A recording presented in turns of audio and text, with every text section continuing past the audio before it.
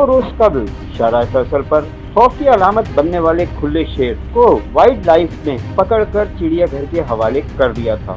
ये जंगल का जंगली शेर नहीं बल्कि घर का पालतू शेर था, जिसे बचपन से इसके मालिक ने पाला था।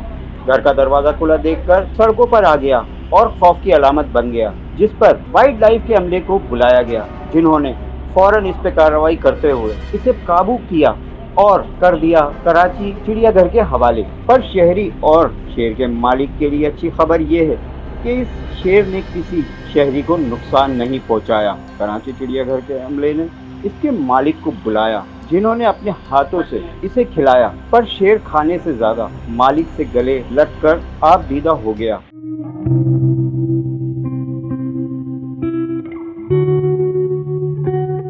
ये मंजर देखने वालों के रोंगटे खड़े हो गए। शेर का मालिक और शेर गले लगकर आप दीदा हो गए।